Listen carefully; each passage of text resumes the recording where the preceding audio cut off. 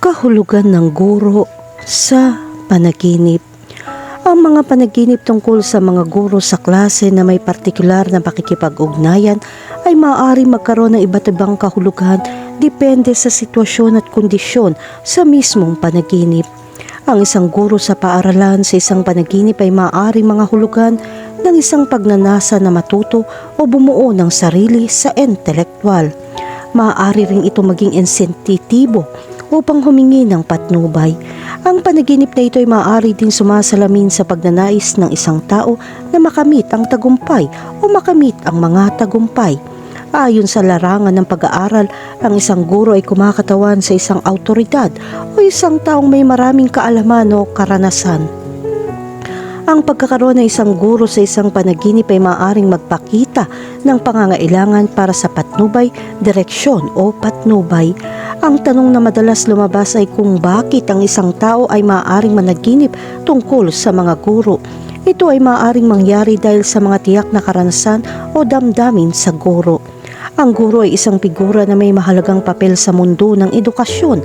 Ang guro ay isang taong may kaalaman at kakayahan upang turuan at gabayan ng mga mag-aaral upang makamit nila ang kanilang pinakamahusay na potensyal.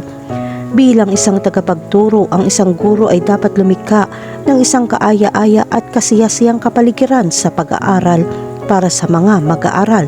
Ang mga guro ay dapat di makipagtulungan sa mga kasamahan at lumahok sa pagsasanay upang mapabuti ang kanilang mga kakayahan sa pagtuturo. Ang pagkakaroon ng mga profesional at karampatang guro ay maaaring lumikha ng isang matalino at kwalipikadong kabataang henerasyon na handang harapin ang hinaharap. Ang simbolo ng isang guro sa isang panaginip ay kumakatawan sa mahusay na responsibilidad. Inilalarawan nito ang kritikal na tungkulin ng pagtuturo sa nakababatang henerasyon upang maging mga mamamayang may kontribusyon. Ang mga guro ay mayroon ding tungkulin bilang ugnayan sa pagitan ng pamilya, paaralan at komunidad na sumisimbolo sa pagtutulungan at pagtutulungang kailangan sa proseso ng edukasyon. Kahulugan ng panaginip tungkol sa makakita ng isang taong naging guro. Kung nakakita ka ng isang taong kilala mo bilang isang guro sa iyong panaginip, maaaring maimpluwensyahan ng taong ito ang iyong buhay. Ang taong ito ay may espesyal na kaalaman o kakayahan na hinahangaan mo at nakakaramdam ka ng inspirasyon na sundan ng mga yapak ng taong iyon. Ang pagkakita sa isang taong kilala mo bilang isang guro sa isang panaginip ay nagpapahiwatig ng iyong pagnanais na matuto ng higit pa.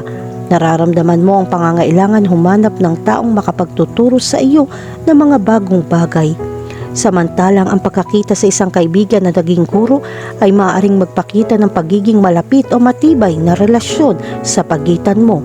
Ang iyong kaibigan ay maaaring may isang partikular na alindog o kakayahan na nagbibigay inspirasyon sa iyo at gustong matuto mula sa iyong kaibigan. Kahulugan ng panaginip tungkol sa maging guro at magturo sa klase. Kung ikaw ay naging isang guro at nagtuturo sa klase, ito ay nagpapakita ng iyong mga damdamin ng responsibilidad sa paggabay at paggabay sa iba.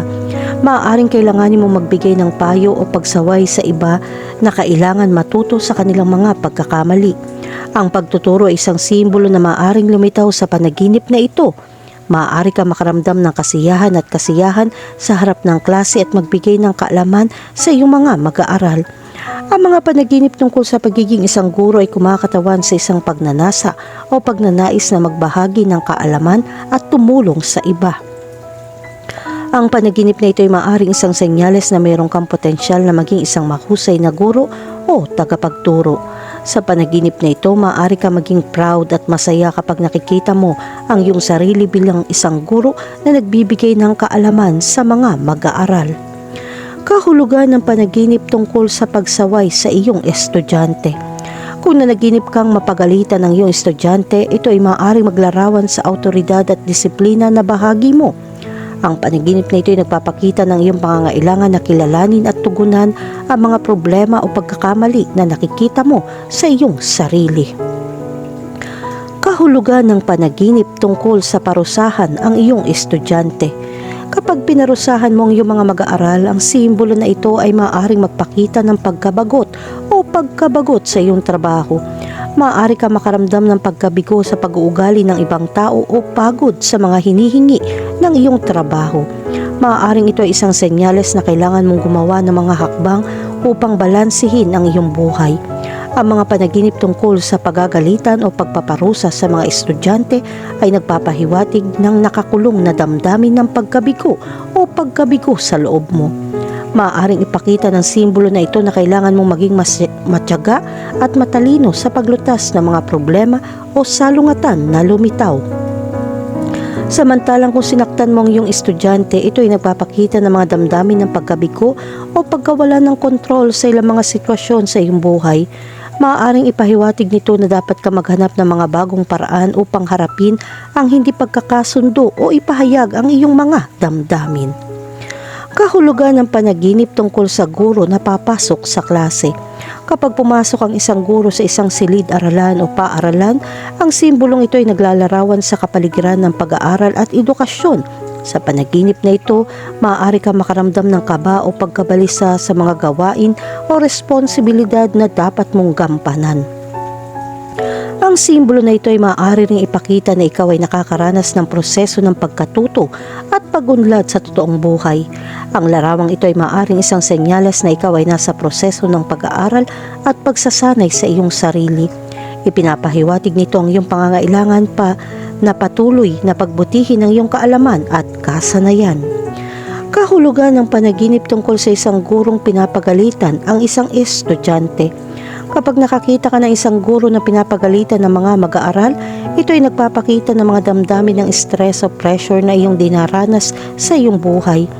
Maaari itong maging isang babala upang makahanap ng balanse at malampasan ang mga problema o salungatan na iyong nararanasan. Para doon, kailangan mong ilabas ang lahat ng tensyon na mayroon ka. Maaaring kailanganin mong huwag pansinin ang lahat at maging makasarili dahil dapat mong isaalang-alang ang iyong kalagayan. Gayunpaman, kailangan mong gawin ito upang maibsan ang pagod sa iyong ulo. Kahulugan ng panaginip tungkol sa isang guro na binugbog ka. Kung ikaw ay isang mag-aaral at nanaginip na matalo ka ng isang guro, ito ay maaaring magpakita ng mga damdamin ng pagkakasala o takot sa ilang mga awtoridad. Ipinapakita nito na nakakaramdam ka na nakulong o walang magawa na isang partikular na sitwasyon. Ang panaginip na ito ay isang panawagan upang malampasan ang pagkakaiba ng opinyon o problema sa pang-araw-araw na buhay. Kahulugan ng panaginip tungkol sa isang guro sa matematika. Kung nanaginip ka makasama ang isang guro sa matematika, ipinapakita nito ang iyong kakulangan sa ginhawa o pagkabalisa sa paksa ng matematika. Maaaring mabigla ka sa mga konsepto ng matematika o kailangan mo ng tulong upang makasabay sa mga aralin. Ang mga panaginip tungkol sa mga guro sa matematika ay maaaring magpakita ng iyong kakulangan sa ginhawa o pagkabalisa tungkol sa pag-aaral ng matematika o mga problemang nauugnay sa numero.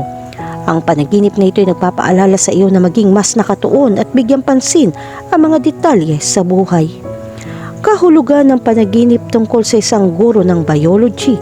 Kapag nanaginip kang makakita ng guro ng biology, ito ay maaaring nangangahulugan ng paghahanap ng insight o pag-unawa tungkol sa natural na mundo sa paligid mo.